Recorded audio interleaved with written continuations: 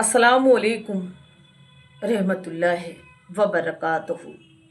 हमारे नबी हज़रत मोहम्मद सल्लल्लाहु अलैहि वसल्लम को जब ये बात मालूम होती है कि हज़रत बिलाल इस दुनिया में सिर्फ 7 दिन के मेहमान हैं, उसके बाद उनका इंतकाल हो जाएगा, तो आप हुजूर सल्लल्लाहु अलैहि वसल्लम ने हज़रत अली को और हज़रत उमर को दोनों को उनके रिश्ते के लिए, उनके निकाह के लिए पूरे मदीने में इस पैगाम को लेकर भेजा कि आप जाओ और कोई भी अपनी बेटी की निकाह अगर हज़रत बिलाल से कराना चाहता है तो उन्हें ये बात ज़रूर बताना कि हज़रत बिलाल सिर्फ 7 दिन के मेहमान हैं, उसके बाद उनका इंतकाल हो जाएगा। तो हज़रत अली और हज़रत उमर बिलाल का रिश्ता लेकर पूरे मदीने में घूमते हैं, लेकिन कोई भी इस निकाह के लिए तैयार नहीं हुआ कि 7 दिन के बाद तो बिलाल इस दुनिया से चले जाएंगे और हमारी बेटी बेवा हो जाएगी। जब हज़रत अली और हज़रत उमर मदीने से बाहर आते हैं तो वहाँ पर देखते हैं कि कोई गरीब कोई शख्स है, वो अपनी झोपड़ी बनाकर मदीने के बाहर रहता है। हज़रत अली ने और हज़रत उमर ने जाकर उस शख्स से कहा कि क्या तुम अपनी लड़की की शादी हज़रत बिलाल के साथ में करवाना चाहते हो? और मसला ये है कि 7 दिन के बाद में बिलाल का इंतकाल हो जाएगा और वो इस दुनिया से चले जाएंगे। तो उस शख्स ने कहा कि मैं अपनी लड़की की शादी बिलाल से नहीं करवा सकता, वो इसलिए कि 7 दिन के बाद तो मेरी बेटी बेवा हो जाएगी।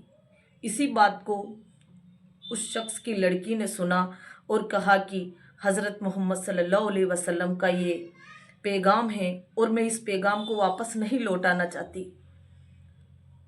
और मैं हज़रत बिलाल से निकाह करना चाहती हूँ। तो उस लड़की का निकाह हज़रत बिलाल के साथ में होता है और निकाह करने के बाद में जो दिन बचे थे वो उनके साथ में गुजारने के बाद जो लास्ट का दिन था,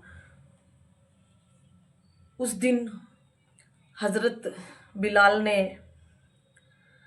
अपनी बीवी से कहा कि मैं 3 दिन से भूखा हूँ, मैंने कुछ नहीं खाया और आज आखिरी दिन है और मुझे बहुत भूख लगी है, कहीं पड़ोस से कुछ आटा वगैरह हो तो लाकर मेरे लिए कुछ रोटियां बना दें। तो उनकी बीवी पड़ोस से आटा लाकर उस आटे से 7 रोटियां बनाती है। बनाने के बाद में वो हज़रत बिलाल के आगे उस खाने को रखती है और हज़रत बिलाल खाने पर बैठते हैं और इधर से एक फ़कीर ने दरवाजे पर दस्तक दी कि मुझे खाना खाना है, मुझे बहुत भूख लगी है। तो हज़रत बिलाल ने वो 7 रोटियां उठाकर उस फ़कीर को दी। तो वो फ़कीर वहाँ हज़रत बिलाल के दरवाज़े पर बैठकर खाने लगता है और इधर से अल्लाह ने हुक्म दिया उस फरिश्ते को जो रूह निकालता है, कहा कि आज बिलाल का आखिरी दिन है और तुम जाओ और बिलाल की रूह निकाल कर लेकर आओ। तो वो फरिश्ता आता है, दरवाजे पर देखता है कि एक भिखारी बैठकर वहाँ पर खाना खा रहा है। तो फरिश्ते ने कहा कि तुम रास्ते से दूर हो जाओ, मुझे बिलाल की रूह को निकालना है, आज इनका आखिरी दिन है। अल्लाह अकबर। उस फकीर ने कहा कि मैं खाना खा रहा हूँ, तुम्हें दिखता नहीं कि खाने खाते वक्त किसी को परेशान नहीं करते, और जाओ यहाँ से। तो वो फरिश्ता वापस अल्लाह के पास जाता है और कहता है कि या अल्लाह, बिलाल के दरवाजे पर कोई फ़कीर बैठा हुआ है और वो रास्ते से हटने के लिए तैयार नहीं। तो अल्लाह ताला ने कहा कि वो मेरा बहुत अच्छा बंदा है, तुम उसे कोई नुकसान नहीं पहुंचाना और उससे पूछना कि वो चाहता क्या है। तो फरिश्ता वापस बिलाल हब्सी के डेलीज पर आकर पूछता है कि ये अल्लाह के बंदे, तुम चाहते क्या हो। तो उस फ़कीर ने कहा कि बिलाल ने मुझे 7 रोटियां दी है और मैं इसके बदले में बिलाल की 70 साल की ज़िंदगी मांगता हूँ। आय हाय, सुभान अल्लाह, सुभान अल्लाह। उन्होंने कहा कि मैं 70 साल की ज़िंदगी मांगता हूँ। तो फरिश्ता वापस अल्लाह के पास जाता है और अल्लाह फरिश्ते को ये कहता है कि जाओ उस फ़कीर से कहना कि मैंने बिलाल को 70